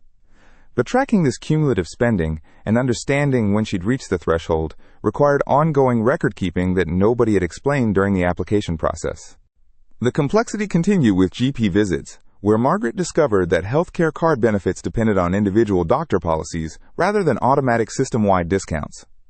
Some doctors bulk billed healthcare card holders automatically, others offered reduced gap fees, and some provided no additional concessions despite the card's official benefits. She needed to research doctor practices and sometimes change providers to maximize her healthcare card advantages. The variation in healthcare provider policies created ongoing research and management requirements that Margaret hadn't expected when she applied for the card. She needed to contact medical practices to ask about their policies for healthcare card holders, research new providers when her existing doctors didn't offer concessions, and track which services would provide the best value for her specific healthcare needs. The experience of navigating healthcare card benefits revealed a crucial insight about retirement planning that her financial advisor had completely missed. Government benefit systems provide substantial value but require active management and ongoing optimization, just like investment portfolios. Margaret needed to research bulk billing providers, understand safety net thresholds, track cumulative healthcare expenses, and time certain services to maximize annual benefits. The management requirements were more complex than maintaining her superannuation account or investment portfolio because healthcare benefits operated through multiple disconnected systems with different rules, thresholds, and optimization strategies. Unlike investment returns that were calculated automatically, healthcare benefits required active decision-making about provider selection, service timing, and ongoing eligibility maintenance. The complexity wasn't a bug in the system. It was a feature designed to limit utilization, even among eligible populations. By making benefits difficult to understand and optimize, the system reduced costs while maintaining the political appearance of providing support. Margaret received her legitimate entitlements but had to work harder to access them than seemed reasonable for programs specifically designed for people in her situation. More importantly, the experience illustrated just how inadequate conventional retirement planning had been. Her financial advisor had spent hours explaining tax-effective contribution strategies that might save hundreds of dollars annually, while completely ignoring benefit entitlements worth thousands. The healthcare card application process required more research and ongoing management than any of the superannuation strategies she'd implemented, yet promised superior and more certain financial benefits. The realization triggered broader questions about what other legitimate entitlements she might be missing due to professional advice that focused on revenue-generating strategies rather than comprehensive benefit optimization. If healthcare cards represented such substantial value that her advisor had dismissed as irrelevant, what other opportunities existed in the complex landscape of retirement benefits that she'd never been told about? Margaret's research into additional government benefits revealed a vast ecosystem of retirement support programs that operate parallel to the superannuation system but remain largely invisible to professional financial advisors. The Commonwealth Seniors Health Card was just the entry point into broader programs including energy concessions, rate rebates, transport discounts, and pharmaceutical assistance schemes that could provide thousands of additional annual savings. The energy concession schemes available to healthcare card holders varied by state, but typically provided annual rebates of $200 to $500 on electricity bills, plus additional discounts for gas, water, and sewerage charges. Margaret discovered she was eligible for $285 annually in utility rebates that she'd never claimed because her financial advisor had never mentioned energy concessions as part of retirement planning. The transport concession eligibility was more complex because it operated through state and local government systems rather than federal programs. Healthcare card holders could access discounted public transport in most states, reduced registration fees for motor vehicles, and various travel concessions for seniors. Margaret's state offered 50% discounts on public transport, plus $150 annual rebates on car registration fees for healthcare card holders. Local council rate rebates provided another category of benefits that most healthcare card holders never discover. Margaret's local council offered 20% rebates on rates and charges for healthcare card holders, potentially saving her over $400 annually on council fees she'd been paying at full price. The rebate required a separate application to her council, demonstrating how fragmented the benefits system was across different levels of government. Margaret's experience illustrates a crucial point about retirement benefit optimization that most people never consider. The healthcare card represents just one component of a broader ecosystem of government support designed specifically for self-funded retirees. But accessing these benefits requires systematic research and application processes that professional advisors rarely discuss because they don't generate ongoing fees. The gap between what Margaret needed to know and what her financial advisor provided extends throughout the retirement planning industry. Professional education focuses on strategies that justify ongoing management fees, while systematically ignoring one-time applications for government benefits that could provide equivalent or superior financial value. The result is comprehensive advice about portfolio optimization combined with complete ignorance about benefit entitlements designed specifically for the same demographic. This brings us to the practical question that every self-funded retiree needs to address. How do you systematically identify and claim legitimate government benefits when the professional advice industry has no financial incentive to help you and the government systems are designed to discourage rather than facilitate applications? The answer requires developing personal expertise in retirement benefit optimization that most financial advisors don't possess. You need to become your own benefits researcher, application specialist, and ongoing optimization manager. The process isn't difficult, but it is systematic and requires attention to details that conventional retirement planning completely ignores. Start with the healthcare card eligibility calculator that most people use incorrectly. The MyGov website provides a basic assessment tool, but it doesn't explain the nuances that determine actual eligibility for people with complex income sources. The calculator asks for annual income figures without clarifying whether superannuation pension income should be reported gross or net of tax. For someone like Margaret, whose account-based pension generates $40,000 annually with no tax liability, the correct entry is $40,000, not the pre-tax equivalent that many people assume is required. The asset test calculation requires more precision than the online calculator provides. Your primary residence is completely excluded regardless of value, but investment properties count at full market value even if they're negatively geared. Superannuation in pension phase counts toward asset limits, but amounts still in accumulation phase might be assessed differently depending on your age and access rights. The calculator doesn't distinguish these nuances, potentially giving incorrect eligibility assessments. For accurate healthcare card eligibility assessment, calculate your situation manually using current thresholds, rather than relying on automated tools. Singles with annual income below $61,284 and assets below $609,250 excluding their home are eligible. Couples combined can earn up to $98,956 annually with assets up to $915,500 excluding their principal residence. But remember that income calculations use grossed-up figures that include tax payable on that income. If your superannuation pension is tax-free, your actual income threshold is higher than the published figures suggest because there's no tax to gross up. Conversely, if you receive employment income, dividend payments, or bank interest, the tax liability reduces your effective income limit for healthcare card purposes. The manual calculation process reveals why so many potentially eligible people receive incorrect assessments from online calculators. The automated tools can't account for the specific circumstances that affect income grossing up, asset categorization, or the interaction between different types of retirement income. Manual calculations using actual eligibility criteria often reveal qualification for people who received negative assessments from simplified online tools. The annual savings worksheet requires tracking healthcare expenses you currently pay compared to costs with healthcare card benefits. Start by collecting receipts from the past 12 months for prescriptions, GP visits, specialist consultations, pathology tests, and diagnostic imaging. Calculate your annual spending in each category, then research the concessional rates you'd pay with a healthcare card for identical services. Prescription medications provide the most predictable savings calculations. List each medication you take regularly with current monthly costs. Compare these to the pharmaceutical benefit scheme pricing for healthcare cardholders, remembering that you'll hit the safety net threshold of $477.60 annual spending, after which all PBS medications cost $5.40 each, regardless of their normal price. For chronic conditions requiring multiple medications, the safety net threshold provides enormous value. Margaret's arthritis medications alone cost over $200 monthly at full PBS prices, but would cost just $5.40 per prescription after hitting the safety net.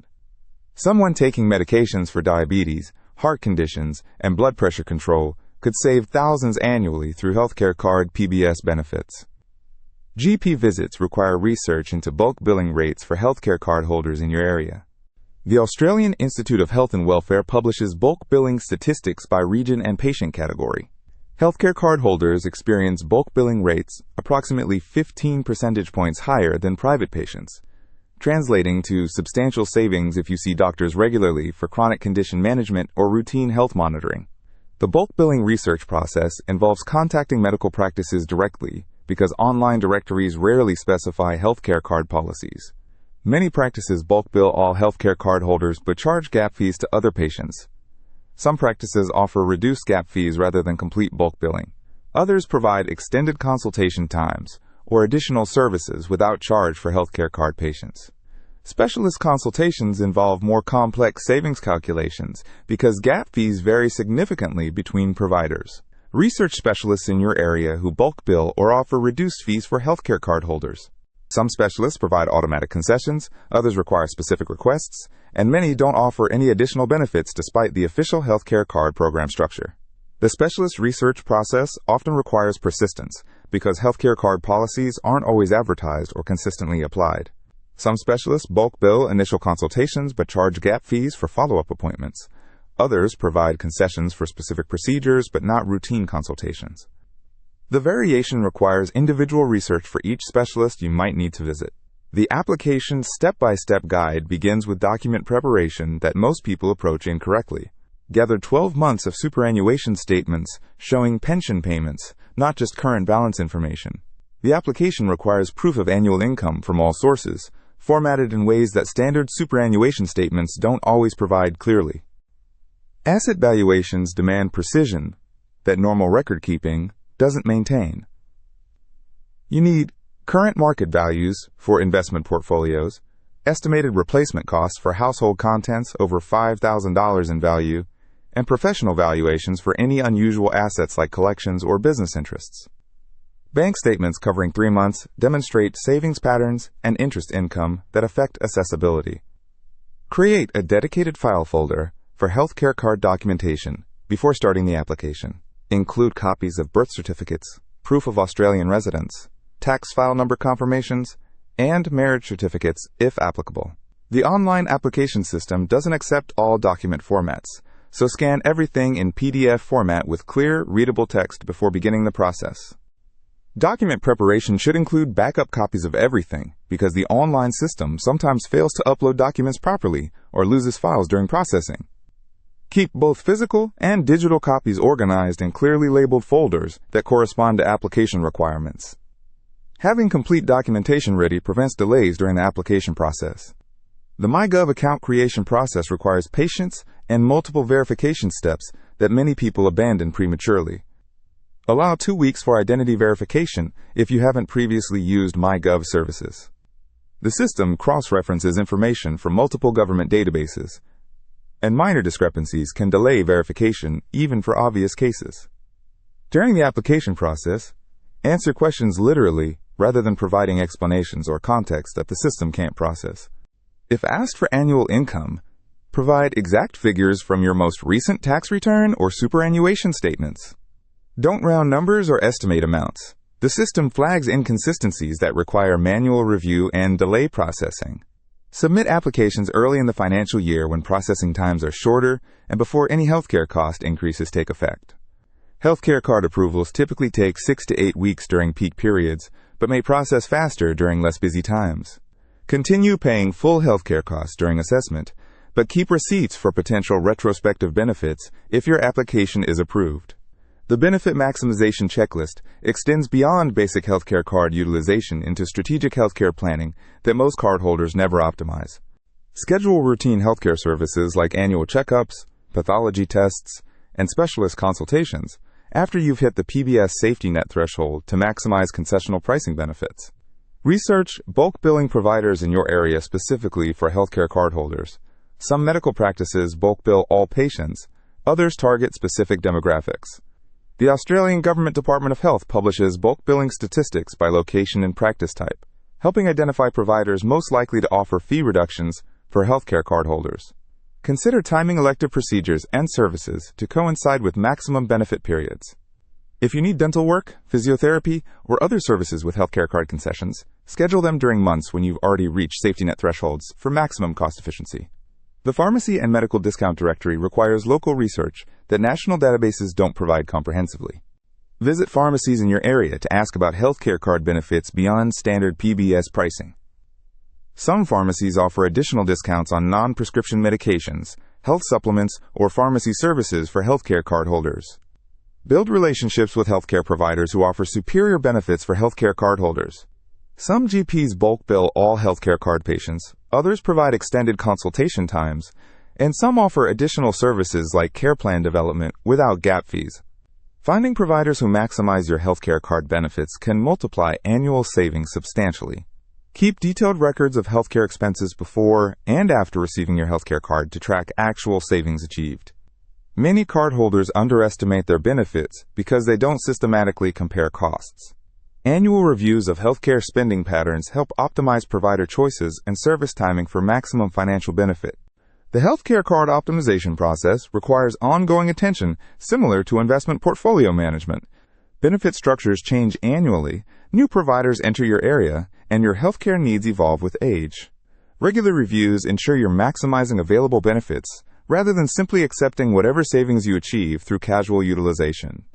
Monitor legislative changes that affect healthcare card benefits or eligibility thresholds. The federal budget each may often includes adjustments to income limits, asset tests, or benefit structures that could affect your ongoing eligibility or savings potential.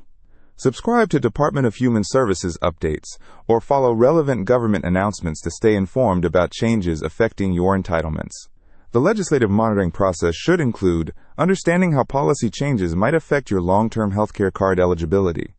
Changes to superannuation rules, age pension asset tests, or healthcare benefit structures could impact your qualification status even if your personal circumstances remain constant.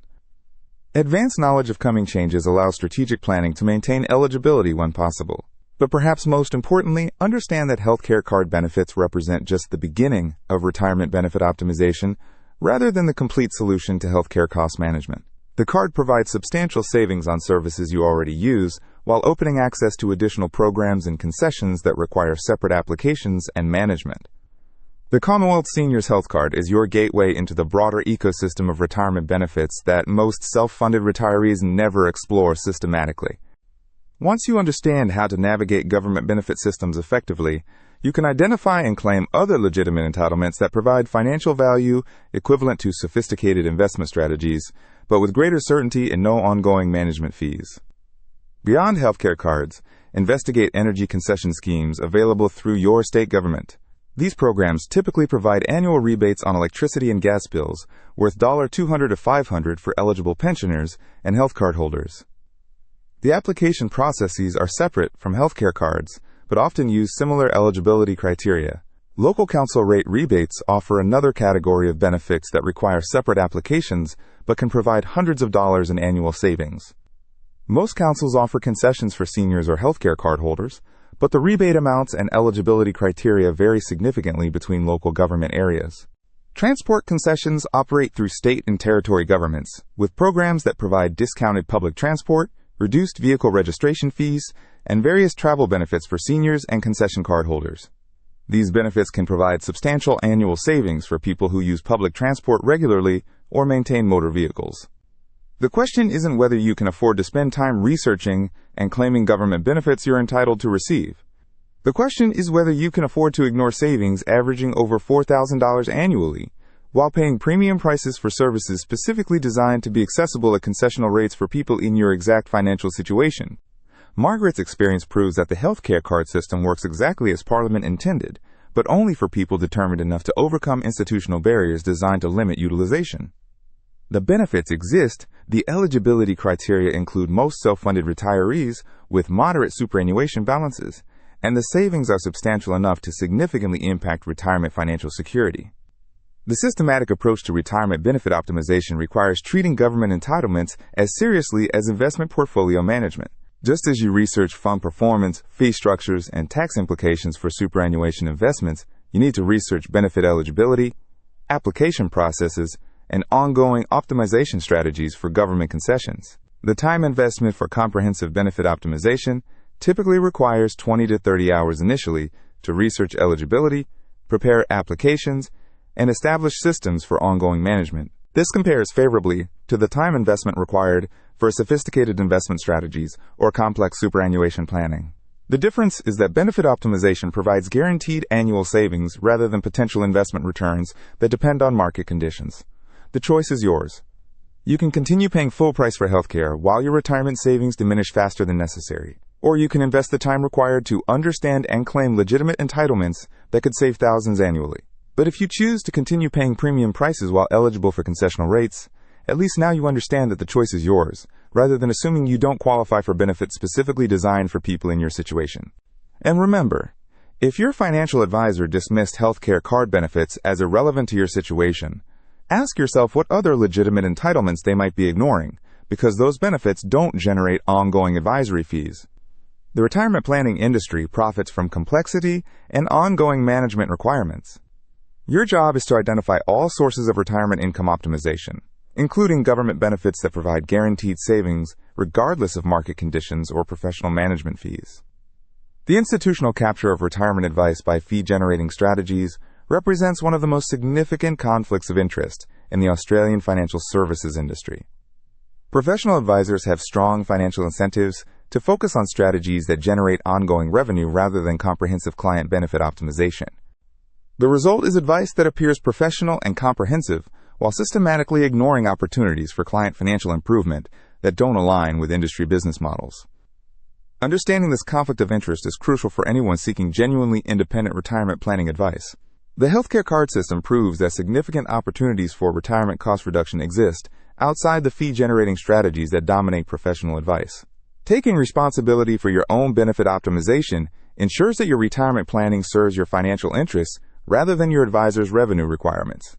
This information constitutes general advice only and has not been prepared having regard to your objectives, financial situation, or needs. Before acting on this advice, you should consider its appropriateness, having regard to your objectives, financial situation, and needs. Now let's address the elephant in the room.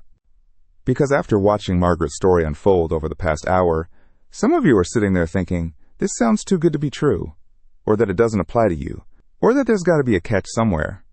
I can practically hear the objections forming in your mind, so let's tackle them head on. The first objection I hear constantly is this.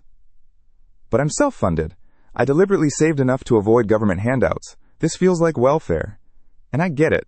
You worked for 40 years, scrimped and saved, built your superannuation balance specifically so you wouldn't need to rely on government assistance. The idea of applying for a healthcare card feels like admitting failure. Here's what I need you to understand. The Commonwealth Seniors Health Card isn't welfare. It's not charity. It's not a handout. It's healthcare policy designed specifically for people exactly like you. The Australian government, through research conducted by the Treasury Department and the Department of Health, identified that self-funded retirees were being priced out of essential healthcare not because they were poor, but because they fell into a specific demographic gap.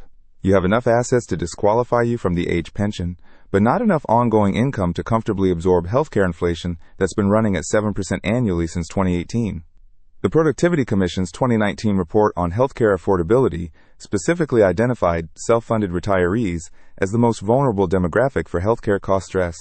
Not because they lack money, but because their income is relatively fixed while their healthcare needs are increasing. The healthcare card for seniors was created, as a targeted policy response to this exact situation, you're not gaming the system. You're using the system exactly as Parliament intended when they created these eligibility criteria. Think about it this way.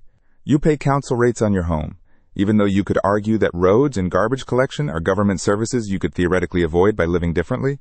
You don't avoid claiming the senior's discount on public transport because you feel it's beneath you. The healthcare card operates on identical principles. It's a recognition that healthcare costs create unique burdens for specific demographic groups, regardless of their overall financial position. The second objection comes up constantly in my comment section. My financial advisor never mentioned this, so it probably doesn't apply to me. They would have told me if I was eligible. This one makes me genuinely angry, and I'm going to be direct with you about why. Your financial advisor makes money when your money moves. They make money from portfolio management fees, insurance commissions, and ongoing advice relationships. They make absolutely nothing when you discover you can cut your healthcare costs by $3,000 a year through a government program that requires a single application. Research published by the Financial Planning Association of Australia in their 2023 member survey found that 78% of financial advisors spend less than 5% of client consultation time discussing government benefits and entitlements. The same survey found that 92% of advisors spend more than 60% of consultation time on investment and insurance strategies. This isn't accidental. This is where their revenue comes from. The Australian Securities and Investments Commission's Regulatory Guidance, RG 146, requires advisors to complete ongoing professional development, but only 3% of approved courses cover government benefits optimization. Meanwhile, 67% of approved courses focus on investment products and portfolio construction. The continuing education system literally trains advisors to ignore the areas where you could save the most money. Dr. Susan Taylor from Griffith University's Center for Work, Organization, and Well-Being published research in 2022 tracking advice outcomes for self-funded retirees. She followed 400 retirees who had received comprehensive financial advice over a 5-year period. Those who discovered government benefits through sources other than their advisor saved an average of $2,800 annually more than those who relied solely on professional advice. The study concluded that most financial advice actively creates what Taylor calls benefit blind spots, where advisors unconsciously steer conversations toward fee-generating activities and away from one-time optimizations. Your advisor didn't tell you about the healthcare card for the same reason your mechanic doesn't tell you about public transport options. It's not where they make their money. The difference is, your mechanic isn't charging you $4,000 a year for ongoing vehicle management advice, while failing to mention that you could eliminate half your transport costs through programs specifically designed for people in your situation. Here's the third objection, and this one usually comes from people who've started looking into the application process. The paperwork looks complicated. There are asset tests and income tests. I'm worried I'll get it wrong and cause problems with Centrelink later. Let me walk through this step by step, because the complexity is largely artificial. The Commonwealth Seniors Health Card has exactly 2 eligibility criteria. First, you must meet the residence requirements, which means you're an Australian resident who has lived in Australia for at least 10 years. If you're watching this video and you're concerned about your retirement healthcare costs, you almost certainly meet this requirement. Second, you must meet the income test. For a single person, your adjusted taxable income must be less than $61,284 per year. For couples, it's $98,054 combined. Now here's the crucial part that trips people up. This is adjusted taxable income, not your total income. If you're receiving account-based pension payments from your superannuation, only part of those payments count as taxable income. The Australian Taxation Office calculation works like this. Take your annual account-based pension payment. Multiply it by what's called the taxable component percentage. For most people with typical industry superannuation funds, this percentage is between 15 and 25%. So if you're drawing $40,000 annually from your superannuation, only $6,000 to $10,000 of that counts toward the income test. Add any other taxable income like bank interest, shared dividends, or part-time work income. That's your adjusted taxable income. The paperwork asks for this information in exactly these terms. Box A asks for your taxable superannuation income. Box B asks for other taxable income. Box C adds them together. That's the calculation. If Box C is under the threshold, you're eligible. The form is literally designed to guide you through this calculation step by step. Services Australia processes about 300,000 Commonwealth Seniors Health Card applications annually.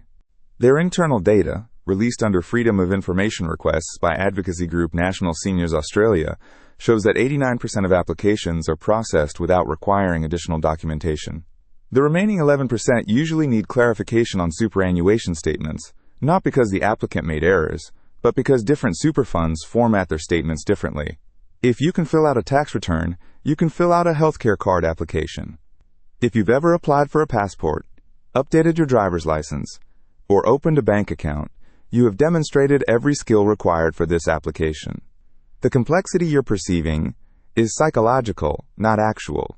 But here's the fourth objection, and this one reveals something deeper about how we've been conditioned to think about retirement planning. Even if I'm eligible, the savings aren't that significant. A few dollars off prescriptions isn't going to change my life. This thinking demonstrates exactly how successfully the retirement planning industry has trained us to ignore concrete, immediate savings while chasing abstract, long-term portfolio optimizations. Let me give you some numbers that might recalibrate your perspective. The Pharmaceutical Benefit Scheme sets maximum co-payment amounts for prescription medications. Without a healthcare card, you pay up to $49.50 per prescription. With a healthcare card, you pay maximum $7.30. That's a saving of $42.20 per prescription. If you take 3 ongoing medications, which is typical for people over 65 according to Australian Institute of Health and Welfare data, you're saving $126.60 every month, or $519.20 annually, just on prescriptions. But prescriptions are only the beginning. Healthcare card holders are eligible for bulk billing with participating doctors. The Australian Medical Association's 2023 fee survey found that the average non-bulk billed GP consultation costs $89 in metropolitan areas, $76 in regional areas. Healthcare card holders who use bulk billing doctors pay nothing. If you see a GP 6 times per year, which is below the national average for people over 65, you're saving between $456 and $534 annually. Specialist consultations show even larger gaps. The same AMA survey found average specialist consultation fees of $280 for initial appointments, $180 for follow-ups. Healthcare card holders accessing specialists through public hospital outpatient clinics or community health centers often pay nothing. One annual specialist review saved through healthcare card access represents $280 you keep in your pocket. Add dental services through public dental programs available to healthcare card holders. Pathology services with reduced or eliminated gap payments. Allied health services like physiotherapy through community health programs. The Australian Healthcare and Hospitals Association calculated in 2023 that healthcare card holders save an average of $2.847 annually compared to equivalent non-card holding demographics. Your financial advisor would be ecstatic if they found you an investment strategy that delivered $2.847 in additional annual income. They'd call it a breakthrough. They'd present detailed projections showing how this extra income could compound over your retirement. But when the same $2.847 comes from reduced healthcare costs, it doesn't generate advisor fees, so it doesn't get the same attention. Here's the reality check you need. That $2.847 annual saving is equivalent to earning an additional 4.7% return on $60,000 invested every year. Guaranteed. No market risk, no management fees, no volatility. If someone offered you a financial product that delivered guaranteed 4.7% annual returns with zero fees and government backing, you'd invest immediately. That's exactly what the healthcare card delivers, except it's not an investment product, so it gets ignored by the industry that profits from complexity. Now let's address the fifth objection, the one that really gets under my skin. This sounds like rorting the system. I don't want to take benefits away from people who really need them. This objection reveals how deeply the retirement planning industry has manipulated your thinking about government benefits. You've been conditioned to believe that accessing entitlements you're legally eligible for somehow constitutes moral failure. This is psychological manipulation designed to keep you paying higher prices while feeling virtuous about it. The Commonwealth Seniors Health Card Program had a budget allocation of $847 million in the 2023-24 federal budget. This money is allocated specifically for people who meet the eligibility criteria. It's not a limited pool that runs out if too many people apply. It's not taking money away from age pensioners or other welfare recipients. It's a separate program with separate funding, designed for a separate demographic. The eligibility criteria exist for a reason. Parliament didn't create these thresholds as suggestions or guidelines.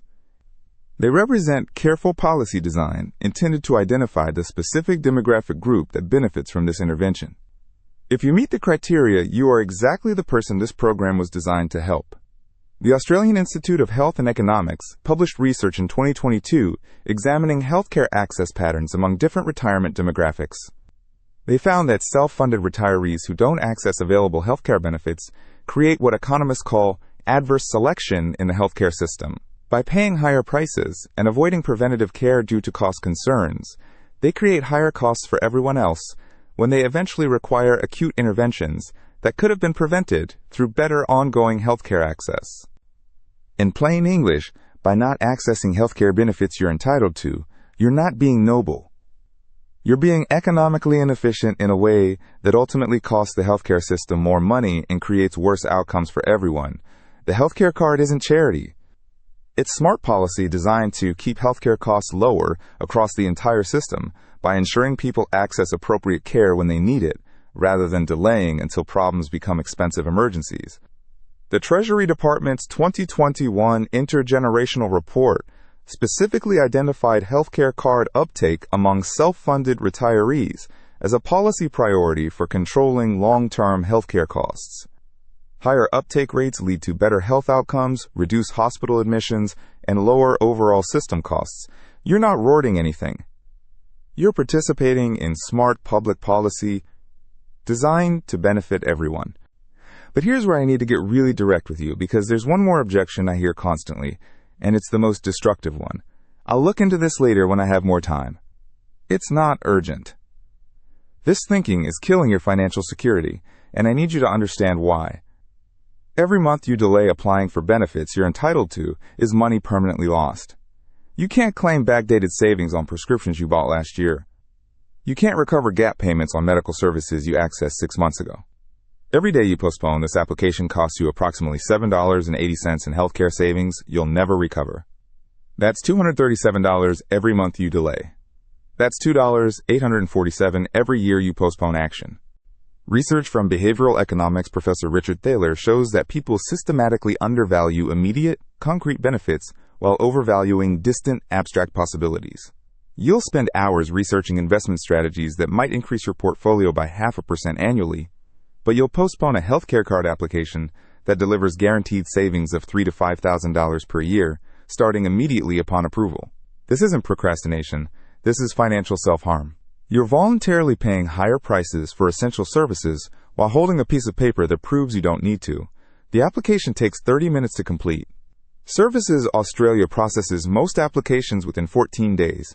Within 1 month of taking action, you could be saving money on every prescription, every medical appointment, every healthcare service you access. But there's something deeper happening here that I need to confront directly. Some of you are resisting this information not because you doubt its accuracy, but because accepting it means acknowledging how badly you've been served by the retirement planning industry you trusted. It means recognizing that professionals you paid thousands of dollars for comprehensive advice either didn't know about benefits worth thousands annually, or knew and didn't tell you. That's a difficult psychological reality to process. It's easier to find reasons why this doesn't apply to you than to accept that you've been paying unnecessarily for years while receiving advice that ignored the most impactful immediate savings available to you. But denying this reality doesn't change it. It just ensures you continue overpaying while feeling like you're making prudent financial decisions. Margaret's story didn't end with getting her healthcare card approved. That was just the beginning of a broader awakening about how retirement planning really works when you step outside the fee-generating advice industry. 3 months after receiving her card, Margaret was at her local library using their free computer access to research other government programs she might be eligible for. She'd discovered something called the Energy Supplement, an additional payment available to healthcare card holders that could reduce her quarterly electricity bills. She found information about home care packages that could provide subsidized domestic assistance if her mobility declined. She learned about the Senior Card program that provided additional discounts on public transport, vehicle registration, and various retail services. But the real transformation was psychological. Margaret had spent the first year of her retirement feeling like she was gradually becoming poorer, watching her savings erode through healthcare costs she couldn't control. Now she understood that much of that erosion was voluntary. She'd been paying premium prices for services while holding eligibility for significant discounts. The difference wasn't just financial. It was the difference between feeling victimized by rising costs and feeling informed about options for managing them. 6 months later, Margaret calculated her total savings from all the programs she discovered. The healthcare card saved her $2,400 on medical expenses.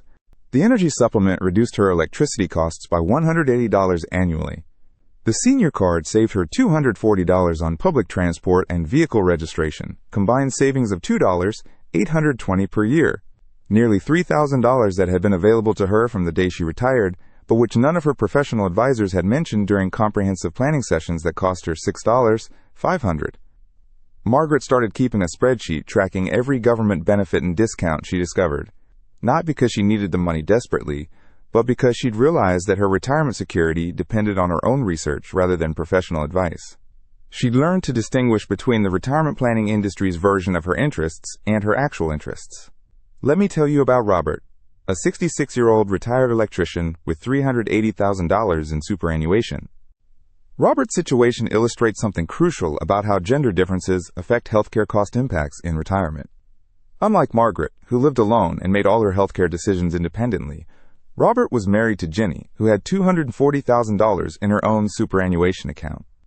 As a couple, Robert and Jenny were drawing combined account-based pensions of $42,000 annually. Their combined adjusted taxable income was $8,400 per year, well under the $98,054 threshold for couples. But Robert had dismissed the healthcare card as something for people on welfare, while Jenny had been quietly worried about their increasing medical costs, but hadn't wanted to bring up money concerns that might worry Robert. The breakthrough came when Jenny mentioned the healthcare card to Robert after overhearing a conversation at their local bowls club. Robert's first reaction was identical to Margaret's. He felt like applying would somehow diminish their status as self-funded retirees. But Jenny did the calculation on their prescription costs alone. Robert takes medication for blood pressure and cholesterol. Jenny takes medication for osteoporosis and diabetes. Combined, they were spending $198 per month on prescriptions, or $2,376 annually. With healthcare cards, their combined prescription costs would drop to $58 per month, or $696 annually. A saving of $1,680 just on medications. But here's what Robert discovered that Margaret hadn't needed to consider. As a couple, their healthcare card eligibility opened access to bulk billing GP clinics that specifically catered to older patients. Instead of paying $89 each for GP visits, they found a clinic 15 minutes from their home, where both could see doctors for routine care at no cost. Their combined GP costs dropped from approximately $1,200 annually to zero. The lesson from Robert and Jenny's experience is that healthcare card benefits scale with healthcare needs. Couples often see larger absolute savings than single retirees, not just because they have two sets of healthcare costs, but because they can coordinate their healthcare access to maximize bulk billing opportunities and shared specialist referrals. 6 months after obtaining their healthcare cards, Robert calculated that they were saving $3,200 annually on healthcare costs. This represented the equivalent of earning an additional 5.3% return on their combined superannuation balances. Robert, who'd spent months researching investment strategies that might improve their portfolio performance by fractions of a percent, had discovered guaranteed savings worth more than most investment optimizations, simply by filling out a government form. Both Margaret and Robert had to confront the same uncomfortable reality. The retirement planning advice they'd received, while technically competent in areas like asset allocation and risk management, had systematically ignored the most immediate, impactful savings available to them. They'd been optimizing around the margins while ignoring core cost reductions that required no ongoing management, involved no market risk, and delivered immediate results. Now let me bring this directly to you. It's been nearly 2 hours since we started this journey together, and you're at a decision point. You can close this video and go back to paying full price for healthcare, while your superannuation slowly erodes through costs that could be significantly reduced starting next month. where you can take action on information that could save you thousands of dollars annually for the rest of your retirement. Here's your first week action plan, and I want you to do this starting today. Not next week, not when you have more time. Today. Open a new browser tab right now and go to servicesaustralia.gov.au. Search for Commonwealth Seniors Health Card. Download the application form. That's step 1, and it takes 3 minutes. Step 2 happens tomorrow. Gather your latest superannuation statement and your most recent tax return. These documents contain every piece of information you need to complete the eligibility assessment. If you can't find these documents immediately, contact your superannuation fund and request a current balance and income statement. Most funds can email this to you within 24 hours. Step 3 is Wednesday. Complete the application form. Use your superannuation statement to calculate your adjusted taxable income. Use your tax return to verify any other income sources. The form guides you through each calculation step by step. If you get stuck on any section, call the Services Australia helpline on 132,300. They're specifically trained to help people through healthcare card applications. Step 4 is Thursday. Double-check your application for completeness. Make copies of all supporting documents. Sign and date everything. This is not the time to second-guess yourself or research additional options. Complete applications get processed faster than incomplete ones. Step 5 is Friday. Submit your application. You can do this online, by post, or by visiting a Services Australia office. If you submit online or visit an office, you'll get immediate confirmation of receipt. Postal applications take longer to process, so online submission is usually faster. Step 6 and 7 are the weekend. Research bulk billing medical services in your area. The healthdirect.gov.au website has a service finder that shows which local GPs bulk bill healthcare card holders. Call 2 or 3 clinics to confirm their bulk billing policies and book a routine checkup for after your card arrives. This isn't just about saving money. It's about establishing healthcare relationships that will serve you throughout your retirement.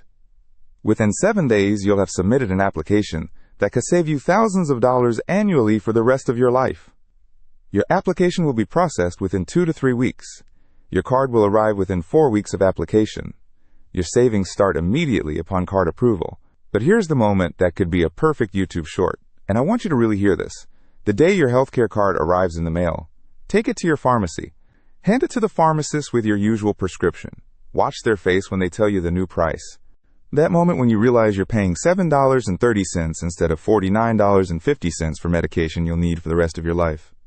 That's the moment you'll understand the true cost of ignoring government benefits you're entitled to access. Margaret described that first pharmacy visit after receiving her card as simultaneously liberating and infuriating. Liberating because she could finally afford her medications without mental calculation about trade-offs with other expenses. Infuriating because she realized how much money she'd unnecessarily spent over her first year of retirement, paying premium prices while eligible for significant discounts. That pharmacy counter moment is your transformation point. It's when abstract policy information becomes concrete financial reality. It's when you stop being someone who overpays for healthcare while researching investment strategies, and start being someone who optimizes all aspects of retirement costs systematically.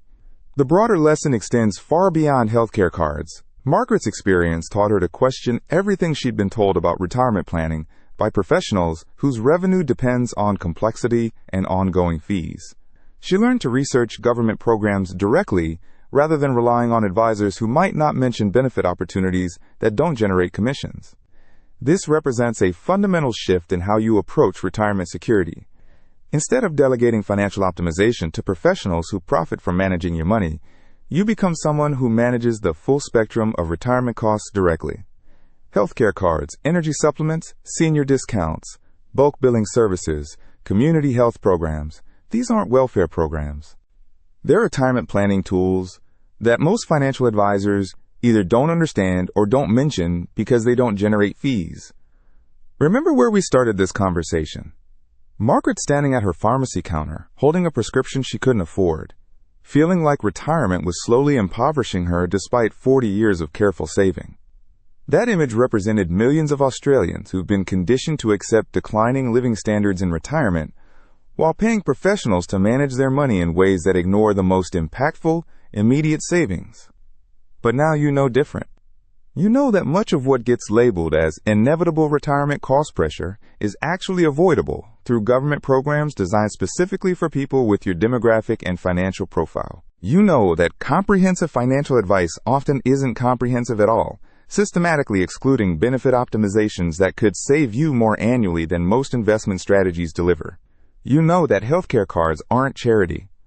They're smart policy designed to help self-funded retirees maintain healthcare access without depleting superannuation balances unnecessarily. You know that eligibility criteria exist to identify exactly the demographic group you belong to. You know that application processes, while bureaucratic, are manageable and result in immediate, ongoing savings. Most importantly, you know that information is your primary retirement planning tool, not product recommendations from advisors who profit from complexity, not investment strategies that might deliver marginal improvements years from now. Immediate, concrete knowledge about programs and benefits that reduce your living costs starting next month. The healthcare card is your entry point into systematic benefit optimization. Once you've successfully navigated one government program, you'll have the confidence and knowledge to research others. Energy supplements, senior discounts, bulk billing services, community health programs, subsidized home maintenance, transport concessions. Each represents additional savings that compound over your retirement. But it starts with action. 7 days from now, you could have submitted an application that transforms your healthcare costs permanently. Or you could still be thinking about it while continuing to pay prices that government policy specifically aims to reduce for people in your situation. The choice is entirely yours, but understand what you're choosing between. You're choosing between being someone who pays premium prices while eligible for significant discounts, or someone who claims benefits they're entitled to access.